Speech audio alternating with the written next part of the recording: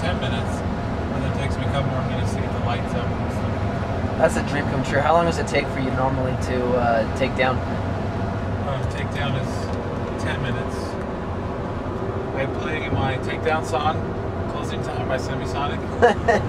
That's right, I forgot about that. By the time the song finishes, I usually will have 2 of the 4 speakers down and like all of the lights and cables wrapped for that, my mic cables wrapped, everything except for the 2 last speaker cables and the 2 power cables, and unplugging the computer and stuff like that. Nice. So that's good, man. That's awesome. I did that PA gig a couple months ago. It took me. I had to get down quick because they were setting up for a writing reception in the room that I was doing. It was at a hotel, and I took everything down. I had it in my car in 15 minutes. That's the first time I've gotten it under 20 minutes ever. Yes.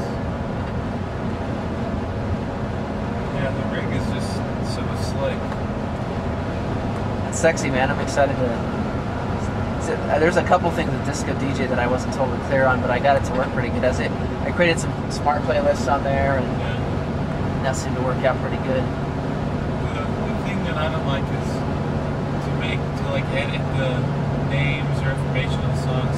You have to go back to iTunes. You really can't do it. That's true. That's that. And then you can create playlists in Disco DJ, but you can't create one that will look back, be seen back in iTunes. Right. And I would I guess a feature I'd like would be to I don't want to record my playlist. I record what I'm playing, but I would like to say okay, from this point until this point, I want to take all the songs that I play and put them in the same order it ends up being on a playlist, because I'm always tweaking it as it's going along. Yeah. So if I just took it when I load everything up there, or load half of it up there and say, here's my playlist, it won't be all the songs, it won't be the correct order, because I'm going to tweak the order as I'm going. I'm going to throw more songs over. But if I could just have it so every time it finishes the song, it throws the song in that order in the playlist. Right. Then I'd be super lazy, because then I'd just take that same playlist. Just keep recycling that sucker. Next wedding. That's right. That's right. It's good it gets me. I still have some interaction, because I've got to figure out kind of a different playlist each time. Right.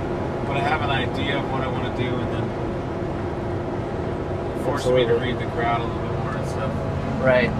Which is good, because that's crucial. Absolutely. I have a statement for you, Ben. Yeah. What do you think about people who say that using DJ software at wedding receptions is lame, that you need to actually mix it live?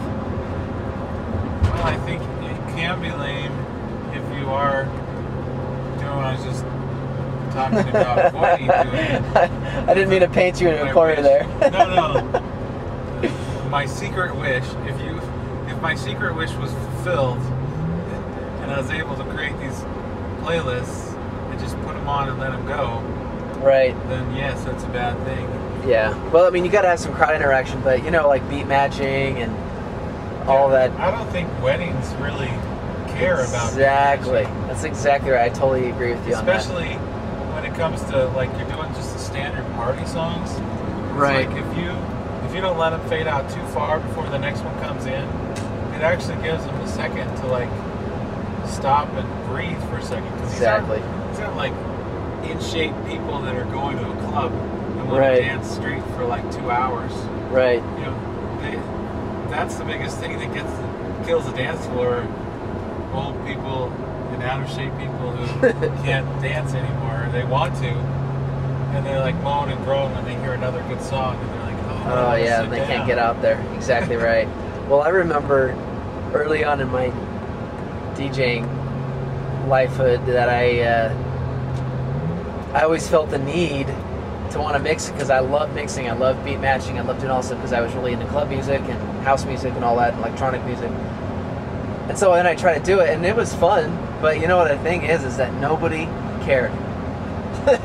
And so I was like, you know what? I'm going to make this as easy as possible. Yeah. So if I'm doing weddings, I don't really care. If it's a party, bit something, you know, with the younger crowd, like you said, somebody, you know, not gasping for air every 3 minutes, you know, then then I'll throw down a good mix and I'll have a good time. But for the most part, it just doesn't matter, really. Nobody really cares. Yeah. I remember doing a prom with you, what, 3 years ago? Yeah. And we did one where you were gone. You had to go to the truck or something, so I was just sitting there with the CJ 500s. And they had that. I remember there was some Justin Timberlake song, and for whatever reason the tempo just worked perfectly with Another One Bites the Dust from Queen. And I thought, what the heck? I'm gonna mix these two together. And so I did, and it sounded really cool. And I wish I recorded it, but nobody cared. Nobody cared. It was kind of interesting. So I was kind of like, you know what? You know, I'm having a good time, whatever, no problem. I'll do it, but it doesn't really matter to me all that much. So. Yeah, I think it's something that I'll do every once in a while, kind of for fun. Right, exactly. Yeah, nobody's going there to hear the DJ. People go to a prom because they want to go with their date, and they just want to hear. They want to have the songs they want to. Exactly. To dance to and bump and grind to. Exactly. No one's gonna remember who the DJ was in 20 years unless you really screw up. So, but yeah, exactly. We're driving up Lookout Mountain. There's a space house up there, I think. We get close to it.